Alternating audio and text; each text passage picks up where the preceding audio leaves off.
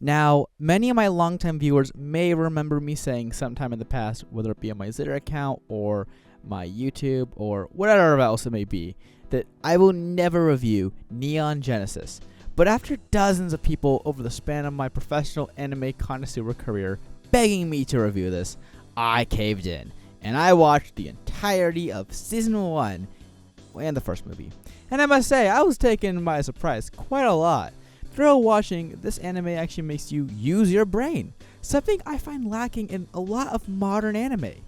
Like many of the animes earlier on, this anime changed the way I think and how I feel. But unlike the series such as Gushing Over Magic Girls or The Future Diary, the ending didn't leave me with a pit of despair and doom. Rather, it left me with a warm summer optimism and a light in the darkness.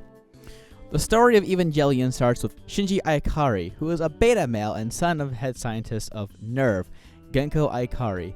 Shinji's mother died when he was young. It is suspected that his father killed her, and his father was constantly too busy with work, so Shinji was forced to live with his teacher.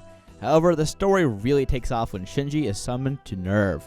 NERV, if you don't know, is an extremely powerful government agency which protects the world against the angels. Shinji is ordered to go and pilot an Eva, which basically a skyscraper-sized semi-alive mecha suit. Shinji is coerced into piloting an Eva because it's a unit which was designed to be made for him. Why? No fucking clue, but my theory is his dad made it that way because he was such a fucking whiny, cowardly bitch. Speaking of which, Shinji Aikari is one of the most annoying characters I've ever fucking seen. Sure, Asuka exists, but she is extremely egotistical and self-centered. But Shinji is a fucking huge pushover. He's weak, he's feminine, and cowardly. You see, the reason he acts this way isn't just because of his nature, but also because of when you are inside of an Eva, getting hit causes severe pain, which is unbearable to Shinji. And honestly, that's kind of reasonable. Evangelion fans are the main reason I refuse to review this anime. As for the fan base is cringe, and many of them are unironically fucking stupid. They believe you need high intellect to understand the concepts presented within Evangelion. This is some fucking Rick and Morty type of shit, but for Gen X Redditoids instead of millennial Redditoids.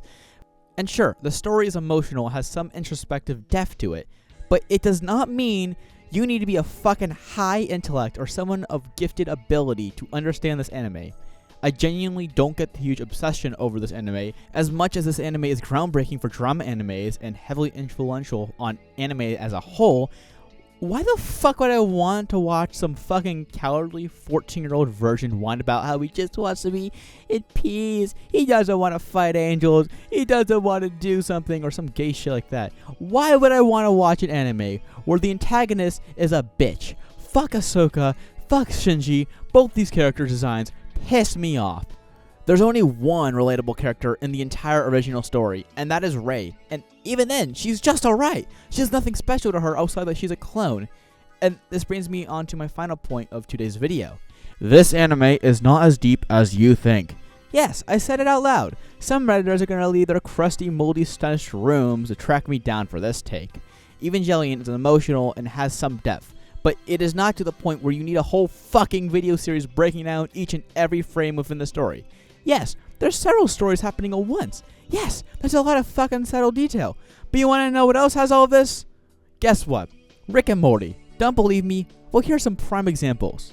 For example, Morty starts out as a cowardly loser and progressed to a somewhat assertive character, just like how Shinji Aikari started out as a cowardly loser and slowly gained more confidence. In Rick and Morty, Gearhead betrays Rick after a developed friendship. In the end of Evangelion, Rey betrays Gendo after a long friendship. Both fan bases treat the show like it's a fucking holy bible or some sort of fucking warped, perverted version of it. Do you see what I'm saying here? It makes a lot of sense. There's a lot of correlations. These shows are very similar in fan base and in content. Sure, obviously Evangelion is way fucking better than Rick and Morty, and obviously Rick and Morty is an inferior animation and of slop quality, but the similarities are undeniably there. Enough of the rant, here's my final thoughts.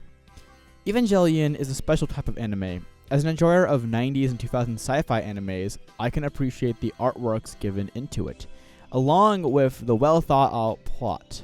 I honestly started out pretty bored watching this, to the point where I quit after episode 1, 2, and 3. I quit after each time I watched it because this show bored me. I was told by my friends, dude, you gotta watch this. You gotta watch the show. I was like, no, this show fucking sucks. But after episode 4, it pulled me in a bit. And I've heard the show for years, and the hype for me to review it has been long overdue. I have gotten over 10 requests in my span of my career to review this. So I caved in, and I finished the season along with the first movie. I really loved the first season because there's no second season. However, the finale felt rather rushed, and the 26 or so episodes left me with an optimistic approach to writing a review. However, that was until I finished the first movie. The first movie is very dark. It's just decay and depression. If this was any other anime, I would be fine with it, but the way everything was presented to me, it just felt kind of like tragedy on top of tragedy. And all of that time as viewing, I was just not prepared for a single minute of it, man. I thought this was going to be a happy ending. I thought it was going to be a happy story.